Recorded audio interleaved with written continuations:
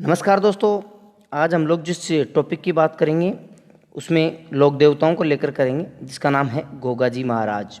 और गोगा जी महाराज की हम लोग बात करने वाले हैं कि राजस्थान में जो पंच पीर हैं उन पंच पीरों में से एक पीर हैं गोगा जी। तो गोगा जी महाराज की आज बात करेंगे। तो दोस्तों याद रखना, पंच पीरों में शामिल हैं गोगा जी महाराज। और साथ ही साथ बता दूं आपको दोस्तों, अभी तक आपने अगर हमारा चैनल सब्सक्राइब नहीं किया तो दोस्तों सब्सक्राइब कर देना, पास में स्थित बेल आइकन को भी प्रेस कर देना। ठीक है दोस्तों, अब हम लोग बात करते हैं गोगा जी महाराज की।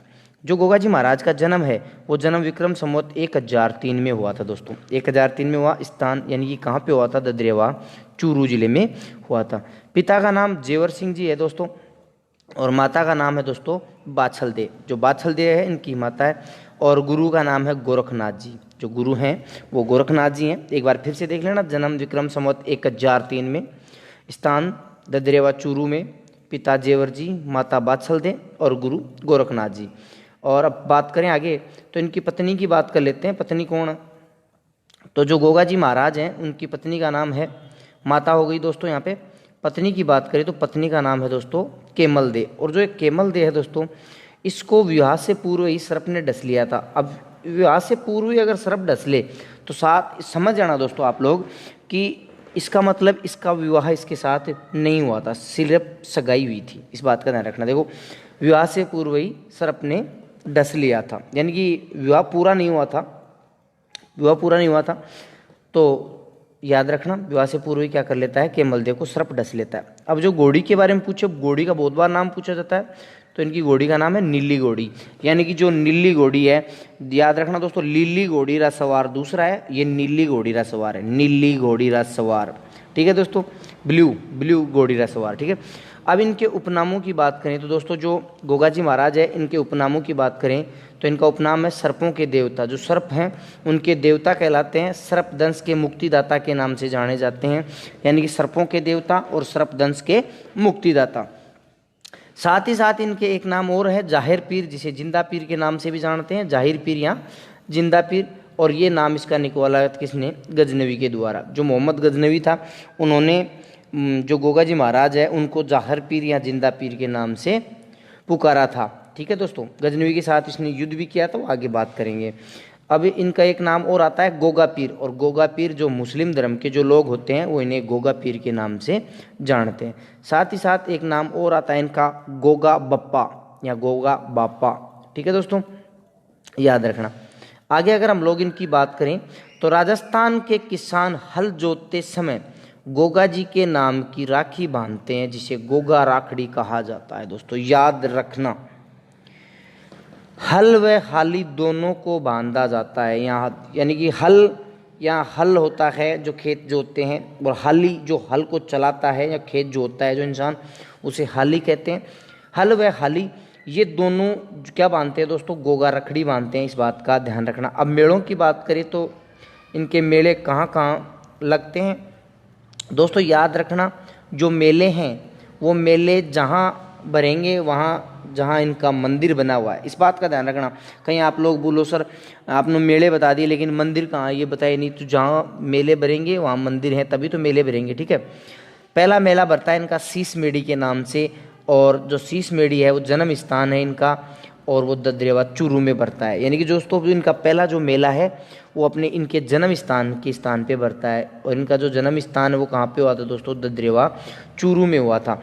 और वहाँ जो मेला भरता है वो शीश मेढ़ी के नाम से भरता है। दोस्तों कब भरता है वो, भाद्रपद कृष्ण नवमी को भरता है। दोस्तों जो मेला भरता है वो कब भरता है दोस्तों, भाद्रपद कृष्ण नवमी को। याद रखना दोस्तों, जो ये भाद्रपद कृष्ण नवमी है, जितने भी मेले हैं गोगा जी महाराज के सारे भाद्रपद कृष्ण नवमी के दिन ही भरते हैं। तो दोस्तों इनका जो दूसरा मेला भरता है, वो दूसरा मेला भरता है दुर्मेढ़ी के नाम से। दोस्तों कौन सी मेढ़ी के नाम से, दुर्मेढ़ी के नाम से भरता है। और जो दुर्मेढ़ी है वहाँ इनका क्या है, समाधि स्थल है। दोस्तों क्या है, समाधि स्थल। और वो कहाँ पे है, नौहर हनुमानगढ़ जिले में पड़ता है। यानी कि पहला मेला शीश मेढ़ी जो जन्म स्थान है, दूसरा जो मेला भरता है दुर्मेढ़ी वो समाधि स्थान है जो कहाँ पे है, नौहर हनुमानगढ़ में। और यहाँ पे भी मेला दोस्तों कहाँ कब भरता है, भाद्रपद कृष्ण नवमी के दिन भरता है। साथ ही साथ बता देता है इनका जो तीसरा मेला है गोगा जी महाराज का, पहले की बात कर ली सीसमेड़ी दुर्मेड़ी, अब बात करें गोगा जी की ओल्डी। जो गोगा जी की ओल्डी है वो सांचौर जालोर में भरता है इनका मेला। जो गोगा जी की ओल्डी का मेला भरता है वो दोस्तों कहाँ पे भरता है, सांचौर जालोर में। जो सांचौर जालोर है सब लोग जानते हैं सांचौर जालोर। साथ साथ बता दूं कब भरता है दोस्तों, भाद्रपद वही कृष्ण नवमी के दिन भरता है। साथ ही साथ दोस्तों अपने चैनल का नाम है जीके सुरेश चौधरी, तो अपने अभी सब्सक्राइब नहीं किया दोस्तों प्लीज़ सब्सक्राइब कर देना। आगे अगर हम लोग बात करें इनकी, तो जो गोगा जी महाराज है, गोगा मेड़ी गोगा जी का मंदिर, जो गोगा मेड़ी है गोगा जी का मंदिर पर बिस्मिल्लाह अंकित पत्थर पर लगा हुआ है। यानी कि जो गोगा मेड़ी है, जो गोगा मेड़ी है जो हनुमानगढ़ में है, ध्यान रखना दोस्तों, जो गोगा मेड़ी है कहाँ पे है, हनुमानगढ़ में।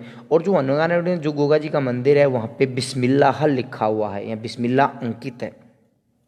आगे बात करें तो गोगा जी के चारों ओर जो फैला जंगल है उसे वणी कहते हैं दोस्तों, याद रखना।